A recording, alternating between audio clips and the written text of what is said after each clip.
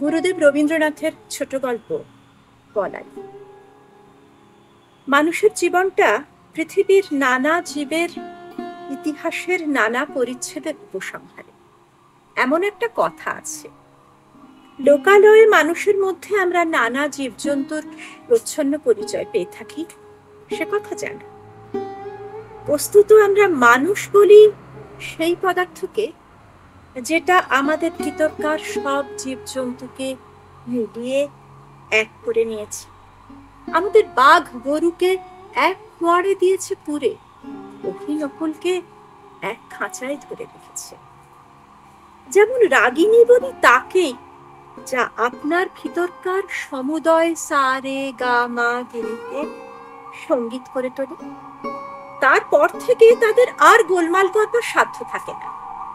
কিন্তু সঙ্গীতের ভিতরে এক একটি সুর অন্য সকল সুরকে ছাড়িয়ে বিশেষ হয়ে ওঠে। কোনোটাতে মধ্যম, কোনোটাতে কোমল গান্ধার, কোনোটাতে পঞ্চম। আমার ভাইপো বলাই, তার প্রকৃতিতে কেমন করে গাছপালার মূল সুরগুলোই হয়েছে প্রবল। ছেলেবেলা থেকেই চুপচাপ চেয়ে চেয়ে দেখাই তার অভ্যাস, নড়ে চড়ে বেড়ানো। পূর্ব পূব দিকের আকাশে কালো মেঘ স্তরে স্তরে স্তম্ভিত হয়ে দাঁড়ায়। ওর সমস্ত মনটাতে ভিজে হাওয়া যেন শ্রাবণ অরণ্যের গন্ধ নিয়ে ঘনিয়ে ওঠে। ঝমঝম করে বৃষ্টি পড়ে, ওর সমস্ত গা যেন শুনতে পায় সেই বৃষ্টির শব্দ। ছাদের উপর বিকেল বেলাকার রোদ্দুর পড়ে আসে, গা খুলে বেড়ায়। সমস্ত আকাশ থেকে যেন কি একটা সংগ্রহ করে নেয়। মাঘের শেষে আমের দোল ধরে, তার একটা নিবিড় আনন্দ জেগে ওঠে ওর রক্তের মধ্যে, একটা কিসের অব্যক্ত স্মৃতিতে।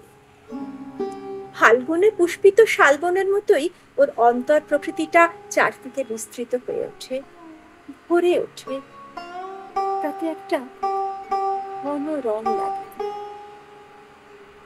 তখন ওর একলা বসে বসে আপন মনে কথা করতে ইচ্ছে করে। যা কিছু গল্প শুনেছে সব নিয়ে জোড়াতাড়া দিয়ে। অতি পুরানো বটের কোটরে বাসা বেঁধে আছে যে এক জোড়া অতি পুরানো পাখি, ব্যঙ্গমা ব্যঙ্গমা, তাদের কথা। ওই ডাবা ডাবা চোখ মেলে সর্বদা তাকিয়ে থাকা ছেলেটা বেশি কথা কইতে পারে না, তাই ওকে মনে মনে অনেক বেশি ভাবতে হয়। ওকে একবার পাহাড়ে নিয়ে গেছিল। আমাদের বাড়ির সামনে ঘন সবুজ ঘাস পাহাড়ের ঢাল বেয়ে নিচে পর্যন্ত নেমে গিয়েছে। সেটা দেখে আর ওর মন ভারী খুশি হয়ে ওঠে। ঘাসের আস্তরণটা একটা স্থির পদার্থ তা ওর মনে হয় না। ওর বোধ হয় ওই ঘাসের পুঞ্জ একটা গড়িয়ে চলা খেলা, কেবলই গড়াচ্ছে। প্রায়ই তারই সেই ঢালু বেয়ে নিজেও গড়াতো, সমস্ত দেহ দিয়ে ঘাস হয়ে উঠত। গড়াতে গড়াতে ঘাসের আগায় ওর ঘাড়ের কাছে সুরসুরি লাগতো, আর ও খিলখিল করে হেসে উঠত। রাত্রে বৃষ্টির পরে প্রথম সকালে সামনের পাহাড়ের শিখর দিয়ে কাঁচা সোনা রঙের রোদ্দুর দেবদারু বনের উপরে এসে পড়ে। কাউকে কিছু না বলে আস্তে আস্তে গিয়ে সেই দেবদারু বনের নিস্তব্ধ ছায়া তলে একলা অবাক হয়ে দাঁড়িয়ে থাকে। গা ছপ করে। এইসব প্রকাণ্ড গাছের ভিতরকার মানুষকে ও যেন দেখতে পায়। তারা কথা কয় না, কিন্তু সমস্তই যেন জানে। তারা সব যেন অনেক কালের দাদা মশাই, এক যে ছিল রাজাদের আমলের। ওর ভাবে ভোলা চোখটা কেবল যে উপরের দিকেই তা নয়। অনেক সময় দেখেছি ও আমার বাগানে বেড়াচ্ছে মাটির দিকে কি খুঁজে খুঁজে। নতুন অঙ্কুরগুলো তাদের কোঁকড়ানো মাথাটুকু নিয়ে আলোতে ফুটে উঠছে, এই দেখতে তার ঔৎসুক্যের সীমা নেই। প্রতিদিন ঝুঁকে পড়ে পড়ে তাদেরকে তুমি জিজ্ঞাসা করে, তারপরে তারপরে তারপরে? তারা ওর চির অসমাপ্ত গল্প, সদ্য গজিয়ে ওঠা কচি কচি পাতা, তাদের সঙ্গে ওর কি যে একটা বয়স্য ভাব, তা ও কেমন করে প্রকাশ করবে? তারাও ওকে কি একটা প্রশ্ন জিজ্ঞাসা করবার জন্য পাকু পাকু করে। হয়তো বলে, তোমার নাম কি? হয়তো বলে, তোমার মা কোথায় গেল? বলাই মনে মনে উত্তর করে, আমার মা তো নেই। কেউ গাছের ফুল তোলে, এইটা ওর বড় বাজে, আর কারো কাছে ওর এই সংকোচের কোনো মানে নেই, এটাও সে বুঝেছে। এই জন্যে ব্যথাটা লুকোতে চেষ্টা করে। ওর বয়সের ছেলেগুলো গাছে ঢিল মেরে মেরে আমলকি পারে, কিছু বলতে পারে না, সেখান থেকে মুখ ফিরিয়ে চলে যায়। ওর সঙ্গীরা ওকে খেপাবার জন্য বাগানের ভিতর দিয়ে চলতে চলতে ছড়ি দিয়ে দুপাশের গাছগুলোকে মারতে মারতে চলে। ফস করে বকুল গাছের একটা ডাল ভেঙে নেয়। ওর কাঁদতে ইচ্ছে করে। পাছে সেটাকে কেউ পাগলামি মনে করে। ওর সবচেয়ে বিপদের দিন যেদিন ঘাসিয়ারা ঘাস কাটতে আসে, কেননা ঘাসের ভিতরে ভিতরে প্রত্যহ দেখে দেখে বেরিয়েছে একটা লতা, বেগনি হলদে নাম হারা ফুল, অতি ছোট ছোট, মাঝে মাঝে কন্টিকারি গাছ, তার নীল নীল ফুলের বুকের মাঝখানটিতে ছোট্ট একটুখানি সোনা ফোঁটা। বেড়ার কাছে কাছে কোথাও বা কালমেঘের লতা, কোথাও বা অনন্ত মুখ। পাখিতে খাওয়া নিম ফলের বিচি পড়ে ছোট ছোট চারা বেরিয়েছে। কি সুন্দর তার পাতা, সমস্তই নিষ্ঠুর নিড়ানি দিয়ে দিয়ে নিড়িয়ে ফেলা হয়। তারা বাগানের শৌখিন গাছ নয়, তাদের নারীর সম্ভার কেউ নেই।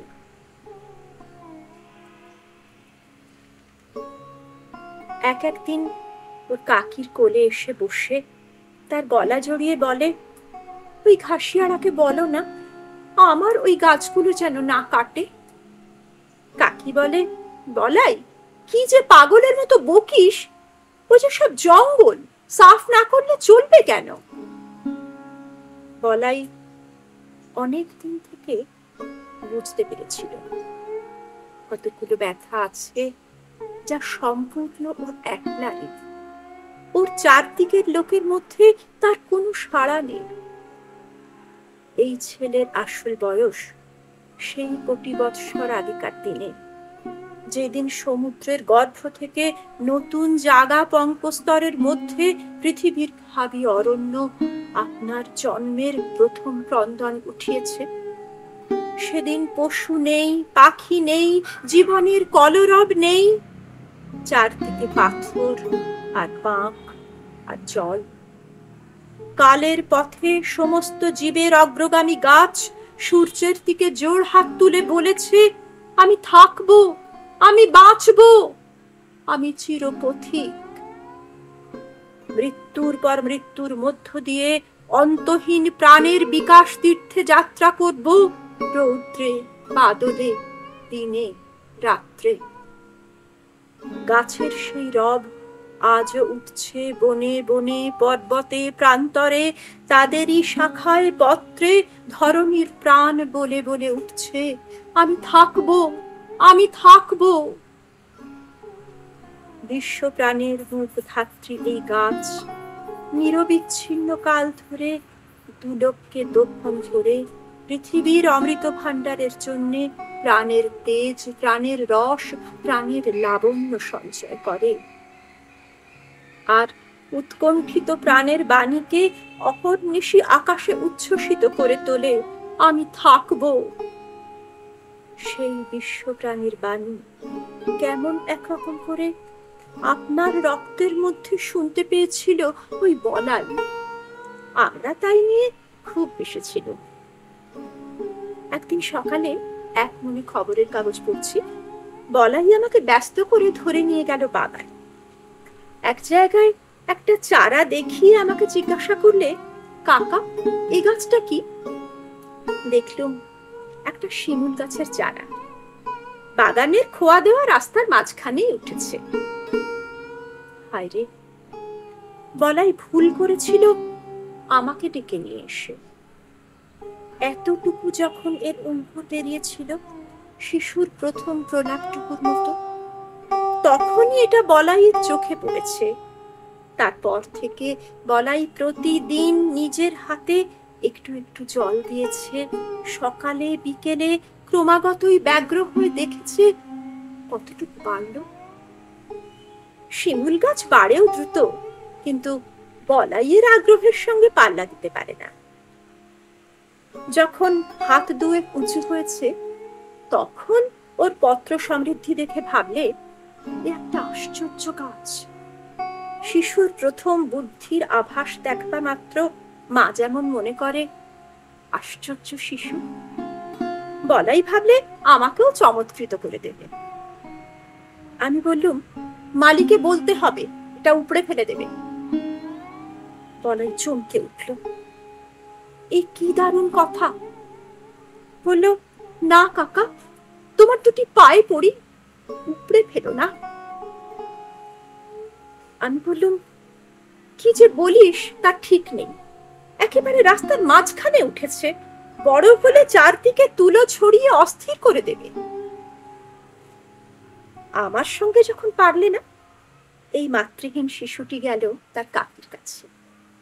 কোলে বসে তার গলা জড়িয়ে ধরে ফুপিয়ে ফুপিয়ে কাঁদতে কাঁদতে বললে, কাকি, তুমি কাকাকে বারণ করে দাও, গাছটা যেন না কাটেন। উপায়টা ঠিকঠাক ছিল। ওর কাকি আমাকে ডেকে বললে, ওগো শুনছো, আহা, ওর গাছটা রেখে দাও। রেখে দিল। গোড়ায় বলাই না যদি দেখাতো, তবে হয়তো ওটা আমার লক্ষ্যই হতো না, কিন্তু এখন রোজই চোখে পড়ে। বছর খানেকের মধ্যে গাছটা নির্লজ্জের মতো মস্ত বেড়ে উঠল। বলাইয়ের এমন হলো, এই গাছটার পরেই তার সবচেয়ে স্নেহ।